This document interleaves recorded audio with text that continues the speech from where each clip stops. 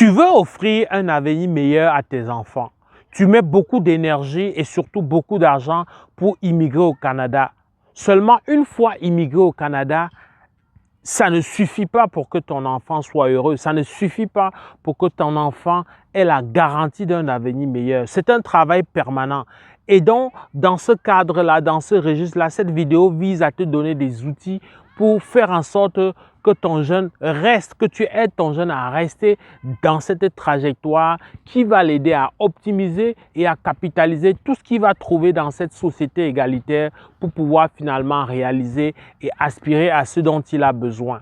Ici, je veux te parler d'une seule chose, la relation que toi, tu dois développer avec le jeune. Parce que cette relation est fondamentale. Ça n'a rien à voir avec tout ce que tu vas lui offrir sur le plan financier, comme gadgets électroniques, comme vêtements, comme voyages, etc. Il y a vraiment un travail qui s'impose à nous et qui est inévitable, qui, lorsqu'on a raté dans le tournant, on va faire en sorte de perdre le jeune, on va faire en sorte voilà, d'être dans une relation conflictuelle. Je te donne donc les outils ici pour faire en sorte de t'aider à rester en complicité avec ton jeune. Alors, comment rester en complicité avec ton jeune? La phase la plus délicate, ça va être l'adolescence. L'adolescence est la phase où il y a beaucoup de changements physiologiques, beaucoup de changements physiques, beaucoup de changements psychologiques. Alors, de plus en plus, les changements font prendre conscience aux jeunes de ce que, voilà, il aspire bientôt à être adulte, il y a le sentiment d'appartenance, il y a l'envie d'être reconnu par les jeunes de son âge et donc le jeune aura moins tendance à s'afficher ou alors à assumer ses parents, à vouloir que ses parents l'aident à faire quelque chose parce qu'il aura davantage besoin de démontrer à ses pairs qu'il est capable, voilà, qu'il peut s'en sortir, qu'il est de plus en plus autonome. Donc, c'est une phase délicate, c'est la phase la plus délicate de ton enfance. Une fois que tu as bien négocié ça, tout se passe bien. Alors, comment faire? La grande question, c'est comment faire à la place de donner des privilèges, des gadgets à l'enfant. Qu'est-ce qu'il faut vraiment faire? Et c'est quoi même les enjeux principaux? L'enjeu déjà, c'est le fait que dans cet âge-là, le jeune a des amis, autant des amis au niveau de l'école, au niveau donc de son quartier, de son lieu d'habitation, de plus en plus aussi des amis virtuels. Donc, il y a donc en face quelque chose qui doit pouvoir faire en sorte, voilà, de créer une sorte de garde-fou. Pas un contrôle du jeune, mais une idée. Il faut garder toujours à l'esprit que tu dois t'assurer que le jeune est protégé. Alors, quand je parle de protection ici, comment ça se passe concrètement? Eh bien, l'outil le plus important, c'est la communication. Alors, communiquer n'est pas se parler. Communiquer, c'est donner le sentiment, c'est laisser croire aux jeunes qu'il est capable de dire quelque chose et qu'on l'écoute, pas juste qu'on l'entende pour pouvoir lui sortir une pirouette de ce que quand on était jeune, etc., de faire des comparaisons qui n'ont pas leur place surtout, c'est la chose vraiment à éviter. C'est de faire en sorte que le jeune sente qu'il y a un amour inconditionnel. C'est le fait de pouvoir prêcher par l'exemple. Il n'y a pas meilleur exemple que de poser des actes. En posant des actes, tu vas passer mieux le message, des actes d'humilité, les actes de tolérance, de pardon, mais aussi des actes de fermeté parce qu'il ne faut pas confondre la tolérance, la flexibilité avec un certain laxisme. Donc, il va falloir manipuler tout ça ensemble. Donc, il y a cet amour inconditionnel. C'est quoi concrètement amour inconditionnel pour que ce ne soit pas un vain mot? C'est le fait pour toi de montrer aux jeunes qu'il ait commis une erreur ou pas, qu'il s'est trompé ou pas, il est capable de venir te dire ce qui s'est passé sans que tu ne portes un jugement. Dès que le jeune a compris que face à toi, son parent, il est sûr que peu importe ce qu'il a fait, il est capable de dire, ça va faire en sorte d'éloigner le mensonge parce qu'en réalité, lorsque tu crées des conditions plutôt de méfiance, des conditions où il y a beaucoup de préjugés, le jeune va utiliser le mensonge pour se protéger. Le jeune va faire en sorte de te donner l'image de la personne que tu veux voir. Et grande sera ta surprise quand finalement, tu vas découvrir qu'il s'agit d'une autre personne. Donc, première chose, un amour inconditionnel.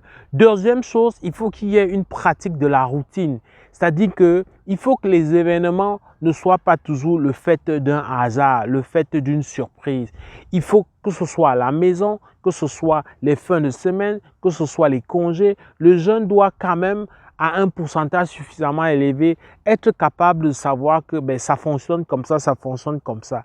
Alors, pour faire en sorte qu'il y ait une certaine routine à la maison, parce que la routine crée un sentiment de sécurité, la routine évite de faire en sorte que le jeune se plonge dans un état d'esprit où il va se demander « what next ?» C'est quoi le prochain incident? C'est quoi la prochaine chose à laquelle il faudra faire face, il faudra s'adapter? Lorsqu'il y a une routine, et qui dit routine, on parle donc d'accalmie. Une chose aussi qui va faire en sorte de déstabiliser le jeune, où le jeune va être en insécurité, il va faire en sorte de développer parfois en dehors du lieu d'habitation, mais davantage dans son milieu où il passe la journée à l'école.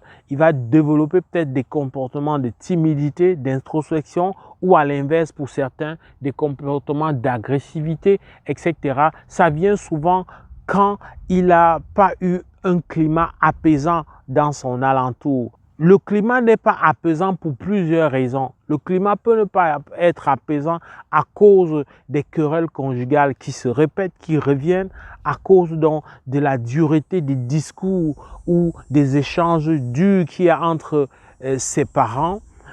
Ça peut aussi être le fait d'un langage assez cru, d'un langage colérique assez dur à son endroit ou à l'endroit de son frère ou de sa sœur. En tout cas, un climat comme ça, faire en sorte donc de créer une instabilité émotionnelle qui fait que le jeune ne se sent pas en sécurité. Le jeune peut facilement se confier à quelqu'un qui est en dehors de la maison, et dans ce couloir-là, beaucoup de choses peuvent arriver. Surtout à l'âge d'adolescence, là, il y a ce qu'on appelle ici des personnes qui recrutent dans des gangs, des personnes qui recrutent dans des groupes. C'est comme ça qu'on bascule facilement vers le proxénétisme, vers le deal des drogues, vers des vols, en tout cas vers des brigands et des gangs qui font que ça n'arrive pas qu'aux autres. Ça arrive aussi à tout le monde, y compris à ton enfant si tu ne fais pas attention. Ça servira à quoi d'avoir fait tout ce chemin, d'avoir fait tout ce sacrifice, d'avoir mis tout ton temps à chercher de l'argent alors que ton jeune n'avait besoin que de la présence, ton jeune n'avait besoin que de l'attention, ton jeune n'avait besoin que de l'écoute. Il va falloir quand même que tu saches qu'il y a un équilibre, qu'il y a ce côté-là qui doit t'allumer tout le temps et faire en sorte de ne pas te réveiller quand il se fera tard. Tu dois absolument faire en sorte de créer une complicité. Une complicité ne veut pas dire un état, un climat de faiblesse, mais une complicité, c'est le fait de faire en sorte une fois encore que le jeune se sente en confiance, ne se sente pas jugé. Et ça, c'est le plus grand défi pour nous autres qui avons pris l'habitude des intrigues, qui avons pris l'habitude de comparer. À notre temps, c'était comme ça. Ton frère fait ceci, ta soeur fait ça mieux, ainsi de suite. Le voisin, le cousin, ça c'est autant d'éléments, autant d'outils inefficaces, d'outils inopérants et délétères qu'il ne faut surtout pas utiliser, surtout dans une société ici où les droits, où la violence, où l'intimidation ne font pas partie des outils qui aident à garder le jeune vraiment sur le droit chemin. Et quand on parle de violence et autres, les outils utilisés très souvent chez nous, c'est des outils qui créent plutôt de l'hypocrisie, qui créent plutôt de la double personnalité. En réalité, tu ne connais pas ton jeune jusqu'à ce que les surprises arrivent ou pas. En tout cas, mon but ici, c'est de te dire que oui, immigre, cherche de l'argent, fais en sorte de créer des conditions matérielles assez enviables pour ton jeune. Mais travaille surtout sur la relation avec ton jeune. Travaille surtout sur son éducation. Et la meilleure arme, le meilleur moyen d'éduquer, c'est d'éduquer par l'exemple, par comment tu te comportes. Est-ce que tu es capable de demander pardon, d'être humble? Est-ce que tu es capable d'être patient? Est-ce que tu es capable de donner une seconde chance? Est-ce que tu es capable de comprendre qu'on peut être différent, avoir un point de vue différent, qui n'a rien à voir avec ce que toi tu as reçu comme éducation, mais qui davantage prend ses marques dans la société qui se veut moderne avec ses nouveaux outils, avec ses nouvelles données. Donc ça, c'est ce que je voulais partager avec toi. J'espère que ça t'a plu. Si c'est le cas, like. Au plaisir de te retrouver dans le cadre d'une prochaine vidéo. Porte-toi bien. Boula!